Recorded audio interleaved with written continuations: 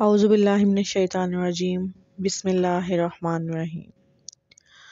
وہ غریب گھرانے میں پیدا ہوا، ایڑیاں رگڑ رگڑ کر BSc اور B.Ed کیا اور وزیر آباد کے قریب نظام آباد کے گورنمنٹ ہائی اسکول میں سائنس کا استاد بھرتی ہو گیا۔ غربت زیادہ تھی اور خواب اونچے، وہ نوکری سے اکتا گیا، چھٹی لی اور 2004 میں دبئی چلا گیا۔ وہ 6 ماہ دبئی رہا۔ وہ 6 ماہ بعد وزیر آباد واپس آ گیا۔ وزیر آباد میں اس نے ایک عجیب کام شروع کیا۔ اس نے ہمسایوں سے رقم مانگی اور یہ رقم 15 دن میں دگنی کر کے واپس کر دی۔ ایک ہمسایہ اس کا پہلا گاہک بنا۔ یہ ہمسایہ جوید ماربل کے نام سے ماربل کا کاروبار کرتا تھا۔ ہمسائے نے رقم دی اور ٹھیک 15 دن بعد دگنی رقم واپس لے لی۔ محلے کے 2 لوگ اگلے گاہک بنے۔ یہ بھی 15 دنوں میں دگنی رقم کے مالک ہو گئے۔ یہ 2 گاہک اس کے پاس 15 گاہک لے آئے اور یہ 15 گاہک مہینے میں 150 گاہک ہو گئے۔ یوں دیکھتے ہی دیکھتے لوگوں کی لائن لگ گئی۔ لوگ زیورات بیچتے، گاڑی، دکان، مکان اور زمین فروخت کرتے اور رقم اس کے حوالے کر دیتے۔ وہ یہ رقم دگنی کر کے واپس کر دیتا۔ یہ کاروبار شروع میں صرف نظام آباد تک محدود تھا، لیکن پھر یہ وزیر آباد، سیالکوٹ اور گوجرانوالہ تک پھیل گیا اور دیکھتے ہی دیکھتے وہ معمولی اسکول ماسٹر ارب پتی ہو گیا۔ یہ کاروبار 18 ماہ جاری رہا۔ اس نے ان 18 مہینوں میں 48,000 لوگوں سے 7 ارب روپے جمع کر لیے۔ کاروبار پھیل گیا تو اس نے اپنے رشتہ داروں کو بھی شامل کر لیا۔ یہ رشتہ دار سنبڑیال، سیالکوٹ، گجرات اور گوجرانوالہ سے رقم جمع کرتے تھے۔ 5% اپنے پاس رکھتے تھے اور باقی رقم اسے دے دیتے۔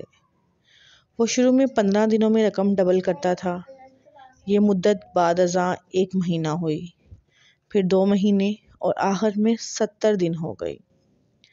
یہ سلسلہ چلتا رہا، لیکن پھر اس کے برے دن شروع ہو گئے۔ وہ خفیہ اداروں کی نظر میں آ گیا۔ تحقیقات شروع ہوئیں تو پتہ چلا وہ پونزی اسکیم چلا رہا ہے۔ پونزی مالیاتی فراڈ کی ایک قسم ہوتی ہے جس میں رقم دینے والا گاہکوں کو ان کی اصل رقم سے ہی منافع لوٹاتا رہتا ہے۔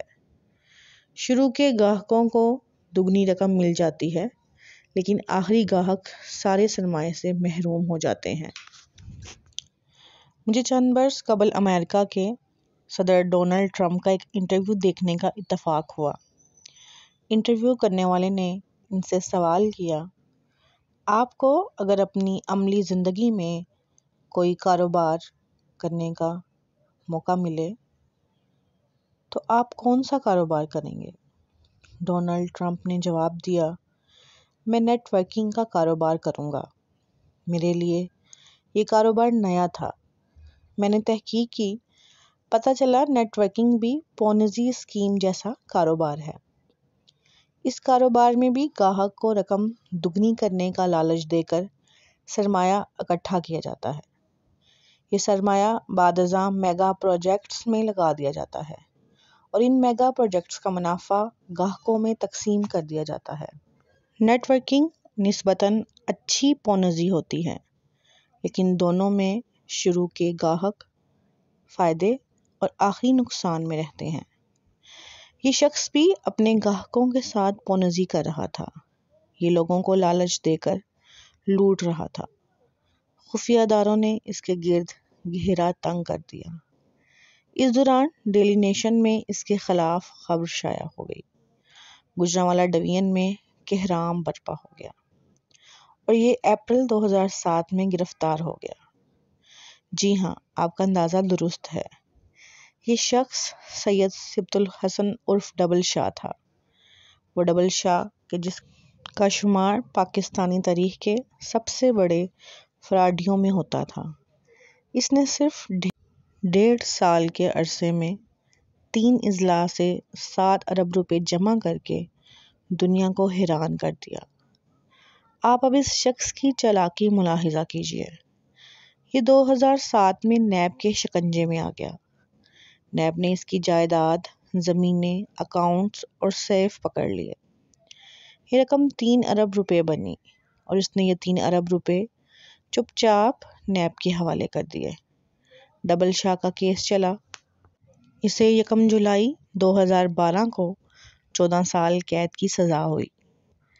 جیل کا دن 12 گھنٹے کا ہوتا ہے، چنانچہ ڈبل شاہ کے 14 سال عملاً 7 سال تھے۔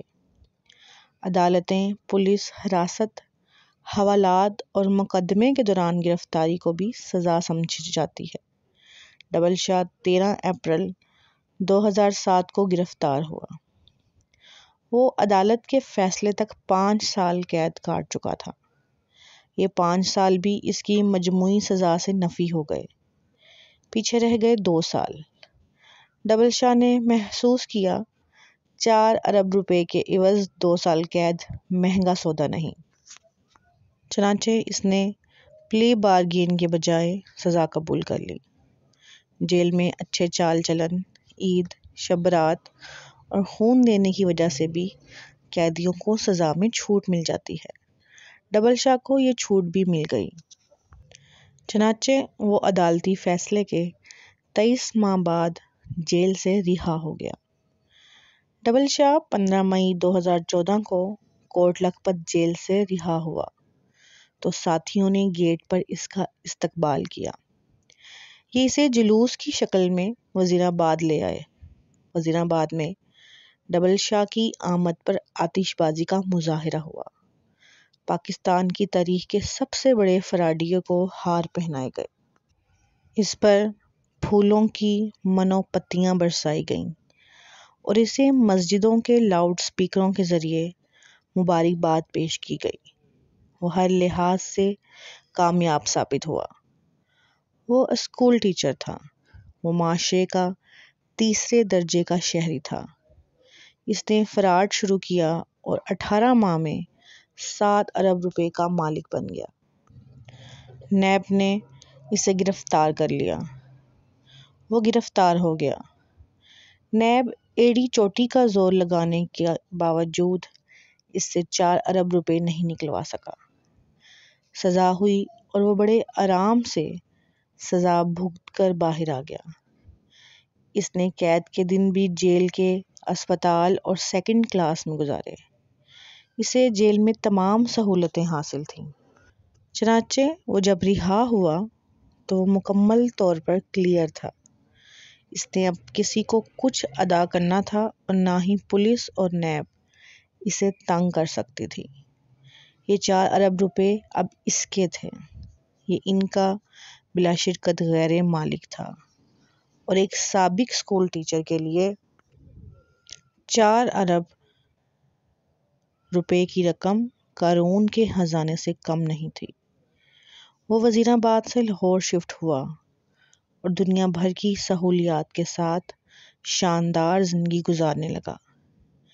لیکن اب آپ اللہ کا نظام بھی ملاحظہ کیجئے۔ سید صبت الحسن شاہ عرف ڈبل شاہ کو رہائی کے 16 ماہ بعد اکتوبر 2015 میں لاہور میں ہارٹ اٹیک ہوا۔ یہ پنجاب انسٹی ٹیوٹ آف کارڈیالوجی لے جایا گیا۔ اس کی طبیعت تھوڑی سی بحال ہوئی۔ یہ گھر آیا لیکن پھر یہ 30 اکتوبر 2015 کو انتقال کر گیا۔ یہ 4 ارب روپے کا مالک ہونے کے باوجود دنیا سے چپ چاپ رخصت ہو گیا۔ ڈبل شاہ کی ساری بے نامی جائیداد، خفیہ اکاؤنٹس، کیش، رقم، فیکٹریاں اور پلازے دنیا میں رہ گئے اور وہ خالی ہاتھ اگلے جہاں چلا گیا۔ وہ جائیداد، وہ رقم، وہ پلازے اور وہ خفیہ اکاؤنٹس آج کہاں ہیں؟ دنیا کا مال دنیا کے کتے چاٹ گئے۔ یہ کیا ہے؟ یہ ہماری زندگی، ہمارے نہ ختم ہونے والے لالچ اور ہماری لامتناہی حرص کی اصل حقیقت ہے۔ اللہ ہم سب کا حامی و ناصر ہو۔